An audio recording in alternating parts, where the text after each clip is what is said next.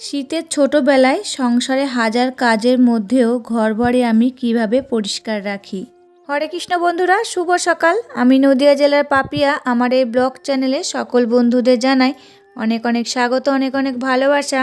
তোমরা সবাই কেমন আছো? আশা করছি তোমরা যে যেখানে আছো সবাই খুব ভালো আছো আর সুস্থ আছো। আজকে হচ্ছে শনিবার, এখন সকাল 8:30 বাজে। এখন থেকে তোমাদেরকে সাথে নিয়ে ব্লগটা শুরু করছি। আশা করছি ব্লগটা ভালো লাগবে। আজকেও কিন্তু তোমাদের সাথে বাসি কাজবাজগুলো শেয়ার করলাম না।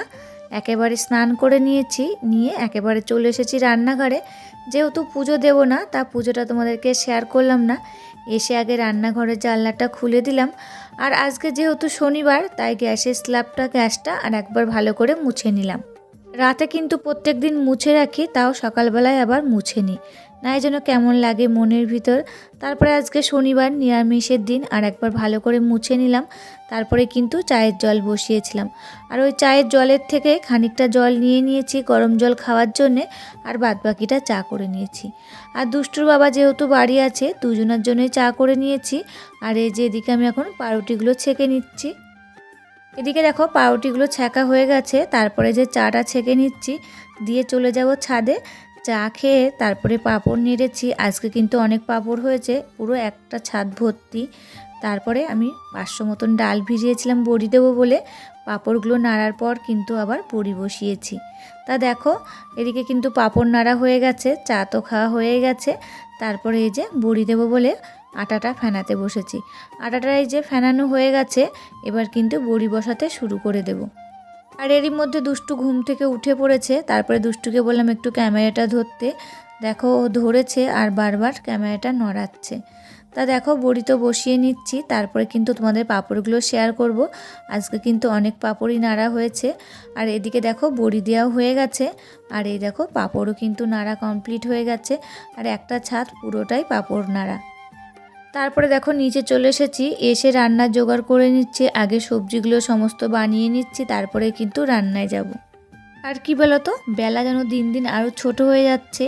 আর পৌষ মাস আসলে কিন্তু আরও ছোট হয়ে যাবে। তখন যে কি করব সেই ভেবেই যেন কেমন হচ্ছে, যে কি করে কাজগুলো কমপ্লিট করব। সংসারের এত কাজ একা হাতে করতে হয়, যেহেতু কি বলতো, যেহেতু ব্যবসাটা বাড়িতেই আমাদের, তা ওই কাজটাও তো দেখাশোনা করতে হয়, নাড়া তোলা, তার জন্যেই কিন্তু। তা দেখো এদিকে গল্প করতে করতে সবজিগুলো বানানো হয়ে গেছে, তারপরে চলে এসেছি রান্নায়। আগে লাউ আলু আর বড়ির ঝোলটাই করব, তার জন্য বড়িগুলো ভেজে নিলাম। তারপরে দেখো ফড়ঙে দিয়ে দিয়েছি তেজপাতা আর পাঁচফোড়ন। তারপরে আলু এই কাঁচা লঙ্কাটা দিয়ে নিয়েছি, তারপরে একটু ভাজা ভাজা করে নিয়েছি।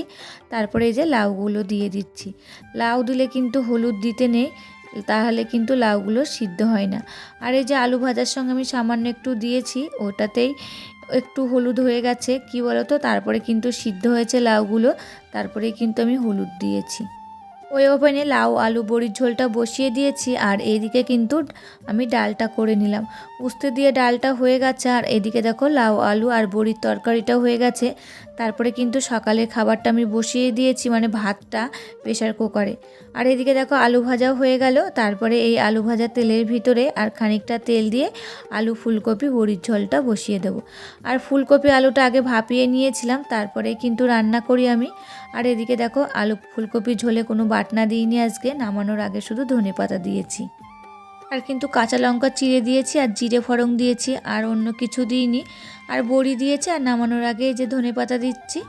এতেই কিন্তু ঝোলটা খেতে হেভি টেস্ট হয়েছিল। বাবা বলছিল যে ভালোই হয়েছে ঝোলটা মশলা দেওয়ার থেকেও। তবে দেখো রান্না কিন্তু কমপ্লিট হয়ে গেল সকাল আর দুপুরের। আর দেখো সকালে কিন্তু প্রেশার কুকারে ভাত বসিয়ে দিয়েছিলাম, সেটাও কিন্তু খেতে দিয়ে দিয়েছি দুষ্টুকে আর দুষ্টুর বাবাকে। তারপরে আমিও কিন্তু একেবারে খেয়ে নিয়েছি, দিয়ে এদিকে গ্যাস মোছা হয়ে গেছে। আর এই যে এখন বাসনগুলো ধুয়ে নিলাম। তারপরে দুপুরের জন্য চাল ভিজিয়ে রেখে দিচ্ছি, যেহেতু উনুনে পাঁপড় ভাজা হচ্ছে, ওর ভিতরে ভাতটা বসিয়ে দেব। আর ভিডিওটির এই পর্যায়ে এসে আমার প্রিয় বন্ধুদের কাছে ছোট্ট একটা রিকোয়েস্ট করে যাই, ভিডিওটি ভালো লাগলে প্লিজ একটা লাইক করো। তোমাদের একটা লাইকে পরবর্তী ভিডিও বানাতে আমাকে মোটিভেট করে। আর আমার নতুন কোনো বন্ধুরা ভিডিওটি দেখে থাকলে তোমাদের এই ভিডিওটা কোথাও ভালো লাগলে প্লিজ একটা কমেন্ট করে জানিও। আর চাইলে আমার চ্যানেলটাকে সাবস্ক্রাইব করে রাখতে পারো। আর যারা চ্যানেলটাকে সাবস্ক্রাইব করে রেখেছো তাদেরকে অসংখ্য অসংখ্য ধন্যবাদ আর ভালোবাসা।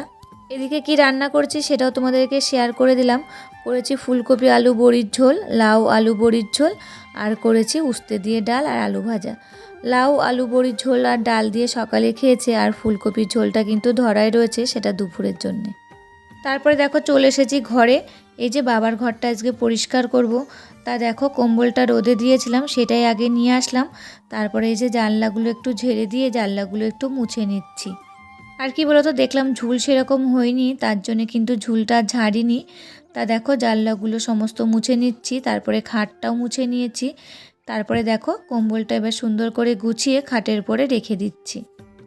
আর দেখো কাঁথা কম্বল বালিশগুলো কিন্তু এই ঘরটায় রেখে দিই, যেহেতু এই ঘরে লোক কম আসে, আমাদের ওই ঘরটায় সবসময় থাকে লোকজন আসলে। তা দেখো এই ঘরে কিন্তু সমস্ত জিনিস খাটের উপরে সাজিয়ে রেখে দিই। তাই আজকেও সেটাই করলাম, সমস্ত জিনিস কিন্তু খাটের উপরে সাজিয়ে রেখে দিলাম। তা দেখো এদিকে কিন্তু খাটটা মোছা হয়ে গেছে, আবার গোছানোও হয়ে গেছে। তারপরে দেখো বিছানাটা এখন ভালো করে ঝাড় দিয়ে নিচ্ছি।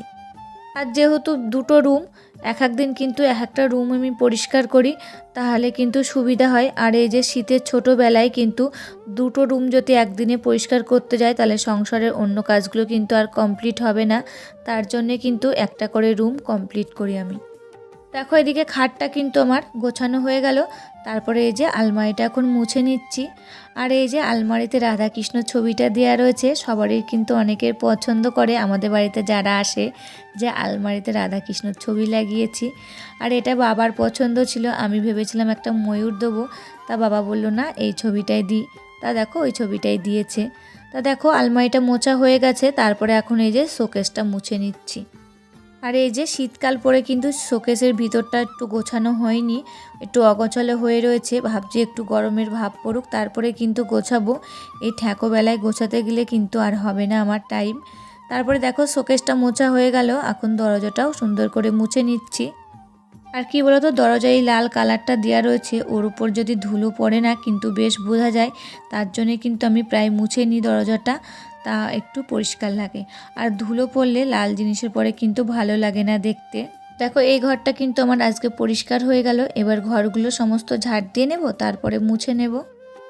আর আমার কিছু প্রিয় বন্ধুদের নামগুলো নিয়ে নিই: Chandana blog, Sumi blog, happy happy মন daily blog, beauty Arifa family, জীবন নদী, স্বপ্নকা ফ্যামিলি, শারমিলি লাইফস্টাইল। সকল বন্ধুদের জানাই অনেক অনেক ধন্যবাদ আর অনেক অনেক ভালোবাসা। তোমরা এইভাবে আমার পাশে থেকো আর আমাকে ভালোবাসা দিয়ে যেও। আরও কিছু বন্ধুদের নামগুলো আজকে নেওয়া হলো না, একদিনে তো অনেক নাম নেওয়া যায় না। আর কি বলো তো, নামগুলো আমার লেখা হয়নি, আমি এই শীতকালটা অনেকটাই ব্যস্ত থাকি, তারই জন্যে। কিন্তু ঘরগুলো সব ঝাড় দেওয়া হয়ে গেছে, এখন এই যে মুছে নিচ্ছি ঘরগুলো।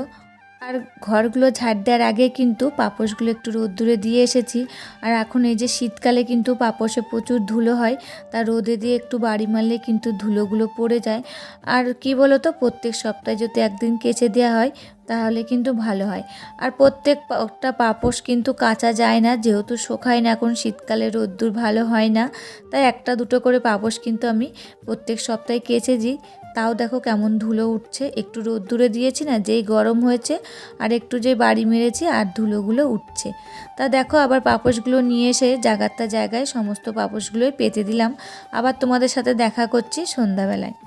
আর আমাদের এখানে প্রচণ্ড ঠান্ডা পড়েছে, তা দেখো এই কার্পেটটা এখন পেতে নিচ্ছি, নাই কিন্তু হাঁটাচলা করা যায় না। তারপরে এই যে জানলাগুলো সমস্তই দিয়ে দিচ্ছি, জানলা দিয়ে যেন ঠান্ডা হাওয়া ঢুকছে। আর কি ওই যে বলি না, আমার জানলা দেওয়া থাকলে আমার দম আটকে যায়, তাই একটু দেরি করে জানলাগুলো দিয়ে দিলাম। তারপরে দেখো চা বসিয়ে দিয়েছি এদিকে, আর সন্ধ্যা যেহেতু দেখাবো না আমি, তা চা বসিয়ে দিয়েছি। আর এদিকে চাটা ফুটছে আর আমি এদিকে মুড়িটা মাখিয়ে নিচ্ছি। আর সকালে যেহেতু পাউরুটি শেষ হয়ে গেছিলো, আর এখন এই যে বিকেলে যে পাউরুটি নিয়ে এসেছে বাজার থেকে, আর নিয়ে এসেছে কলা। তা দেখো চা হয়ে গেছে, চা ছেঁকে নিচ্ছি। তবে বন্ধুরা আজকের ভিডিওটা এই পর্যন্তই, আবার দেখা হবে নতুন একটি ভিডিওর সাথে। ততক্ষণে তোমরা ভালো থাকবে, সুস্থ থাকবে।